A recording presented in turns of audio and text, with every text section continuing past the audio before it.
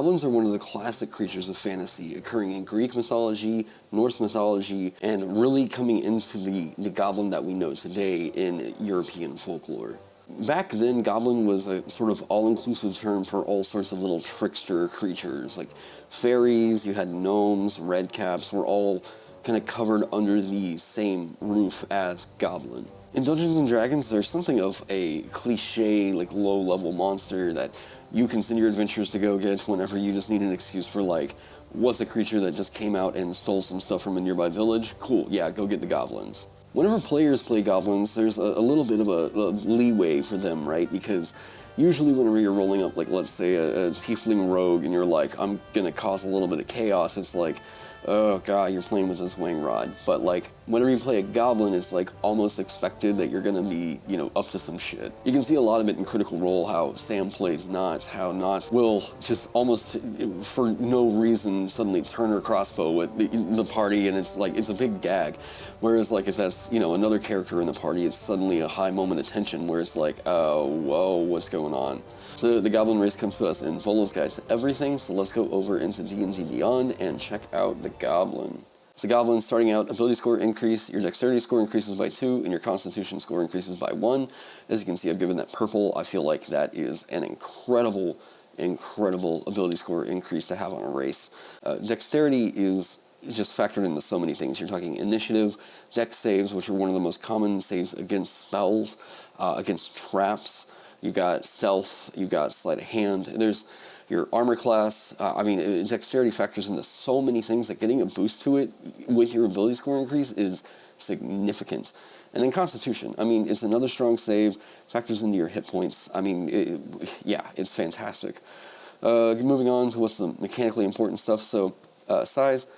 Goblins are between 3 and 4 feet tall and weigh between 40 and 80 pounds. Your size is small. So one of the things with small is it's kind of hard to roll up a grapple-based character with it, and it's a lot easier for you to get grappled yourself. However, what I will say is the bonuses to being small. You can get medium-sized mounts. There are certain dungeons where they have traps that only trigger if you weigh above a certain weight. So something like this where it's like you weigh between 40 and 80 pounds. Typically these traps are like, it's only like 120 to 150 pounds. It has its benefits, for sure. I also know that there's a lot of adventure creators that like to write like tight tunnels where only small-sized characters can get through those. So this is a moment for those small-sized characters to kind of shine. Speed, your base walking speed is 30 feet. This is the standard here, and it's above what small tends to get. Small tends to actually get 25 feet, so fantastic. So here they get the standard dark vision. Dark vision, in case you're not super aware as to why, like, dark vision is a pretty awesome thing to pick up. If you're in darkness, then you have disadvantage on attack rolls against other creatures, and then those creatures, if they have dark vision, have advantage on attack rolls against you if you don't have dark vision.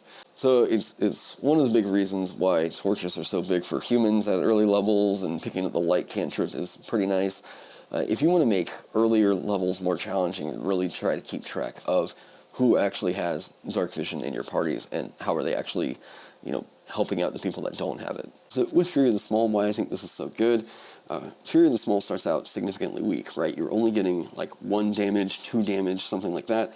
However, whenever you compare this to the average roll of certain damage dice, Fury of the Small starts to look not so terrible. Like, you do D4, the average roll is 2.5. By the time you're at 3rd level, you are always doing more than the average roll of a D4. By the time you hit 4th level, you are always doing the max damage of a D4. So if you're running in there with a dagger, like, this is killer. You get up to 4th level, it's outpacing the average roll of a D6. By the time you reach 6th level, it's always capped. And it does that right up above 3rd level. That's where this starts to outpace crit damage. Sure, this is only typically once per fight. However, the fact that this is tied to a shorter long rest, you're going to be able to get this possibly multiple times a day. Fury of the Small is pretty freaking good. I don't know if it's any better than the Bugbear's sneaky, what is it, the extra damage from the attacks. I don't know that it's actually better than that, but right here, I think early levels this is not going to be super fantastic. You get above 7th level, and this is going to feel like, holy crap, man. This is reliable damage you're going to do during fights. It's Fury of the Small is fantastic. So, Nimble Escape, you're getting some of, I guess you can say 2/3 of the rogue's cunning action here. You can take the disengage or hide action as a bonus action on each of your turns. Disengage, I feel probably the more powerful of the two. If you take the disengage action, your movement doesn't provide opportunity attacks for the rest of the turn. Go in, attack with your action, disengage as a bonus action, use your movement speed to just GTFO. With hide, when you take the hide action, you make a dexterity stealth check in an attempt to hide. The following rules for hiding. If you succeed, you gain certain benefits, as described in the unseen attackers and target section later in this chapter. This can allow you to get more sneak attack damage if you go rogue with this, which I feel is the kind of standard go-to for Goblin, right? Like, Goblin Rogue just seems to be almost a cliche in and of its own. But there's a reason why it's cliche. It's super strong. It's very impactful.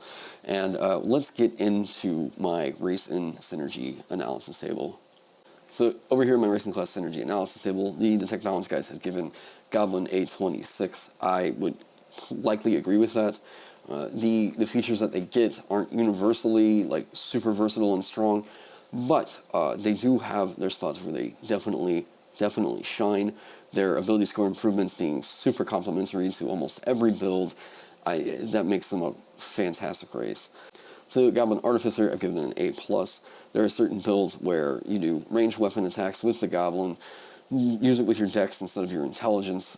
You can pick up one of the infusions that allows you to get a +1 with the attack, and then I think it like ignores the loading property. I'm trying to remember that one right now, but anyway, so there are certain builds that you can make Goblin Artificer crazy fun and awesome. However, the synergy isn't directly apparent. You know, they're not getting a +2 to their intelligence, so that's why I have them here at an A+. Goblin Barbarian, I have as an A+, mostly because you got Dex and Con helping you out. You get Dark Vision, and you're getting your Fury of the Small. It's gonna, I mean, just add on top of the damage you're already dishing out. However, you can't, you're not getting the +2 to weapons that you can actually use to synergize with Rage. So you're going to have to invest into strength in order to make your Goblin Barbarian really work the way you're wanting it to. And the fact that you're small, you also can't wield heavy weapons. So this is, well, you can wield heavy weapons, there's just problems with it. Yeah, that's why I put Goblin Barbarian here at an A+. Bard, A+. What's interesting about this, if you look at the Pathfinder Goblin, they actually get a bonus to Charisma Index instead of Constitution Index. I thought that was a little odd, but it would make for a great Bard, you know. So, A+, you're getting a +2 to one of your core saving throws. There are, I'm sure people have rolled up Goblin Bard, and it's been hilarious and fun, and yeah. So, A+. Bloodhunter Dex, S+, you're getting the +2 to Dex, +1 to Con. Con is kind of the hidden, I say hidden, it's the not so apparent ability score that you're going to be prioritizing with Bloodhunter. You need more hit points to make this class really work effectively, and you get a little bit of help with that. You're getting your Dark Vision, you're getting your Fury of the Small, you're getting some of the best stuff of the Rogue already built into the Bloodhunter. So, this is, it's great. It's great. You're going to be absolutely killing it. Bloodhunter's Strength, basically the only reason here being that you're not getting the +2 to what you're really investing in. You're most likely always going to go a Dex build with Bloodhunter. Cleric, A. So there are some builds with Cleric that you can prioritize Dexterity. Like if you want to go Trickster Domain, get your additional bonuses with Stealth and all that stuff. However, they're not getting any help with their Whiz. Everything else is just kind of, it's okay, you know, you're doing a little bit more damage, but Cleric playstyle with Goblin, it's like, yeah, you know. Same thing with Forge Domain. Druid, A. Similar reasons that I said with Cleric. You know, the fact even if you roll it with, like, Fury of the Small works while you're wild-shaped, that's cool, but it's still, like, you're not doing any more damage with it than you would be while you were in your Goblin form. So I don't really weigh that super heavily into the synergy there. Druid's not really super prioritizing Dex, and it's just kind of like, yeah, whatever. So, A for Druid. Fighter, Dex, S+, pretty much the same reasons I said for Bloodhunter, except now it's the same thing. You're getting some of the best stuff out of the Rogue with their Cunning action. Here, slapped onto Fighter, it's it's great. Fighter strength, same reasons I said for Blood Hunter. Cavalier, I rate a little bit higher because now you can use medium-sized creatures for your mounts. And what this means is, like, you could argue that I'm going to hop on the party centaur's back, you know, or you could do, let's say, you could just buy a dog in town and ride on the dog, and you've got all the Cavalier stuff you could want. It actually sounds like a pretty fun character. I'd love to actually try that out sometime. But yeah, Cavalier, A+. Eldritch Knight, honestly, with a C, I really think I only gave it that because you don't get the plus to your intelligence here. Honestly, they're most likely either an A+, if not like an S. If you're going a dex build with Eldritch Knight, it's likely an S or S+. But right here, you're just not getting the help with your intelligence score. So Magus, across the board, A+. You're +2 to dex, +1 to con. I'm sounding like a broken record now. But those are really impactful, and the Magus is just bolstered up by everything else the Goblin can do. There's just not anything that I feel is directly showing synergy between, like, okay, my spellcasting and the race. So, A+ across the board. So, Monk, I'm actually changing to an S+. With Monk, you're getting your +2 to dex. It's killer for Monk. The con's helpful. Getting your dark vision. Fury of the Small, working with Flurry of Blows. I mean, like, as long as you can guarantee a hit, like, or as long as you can get a hit with Flurry of Blows, you can trigger your Fury of the Small, and that's just gonna, you're getting more opportunities to possibly pop that off. And on top of that, you are getting Disengage and Hide as a bonus action. You don't have to blow your key point to do your Disengage with the Step of the Wind. This is a great pairing. Goblin Monk is just killer.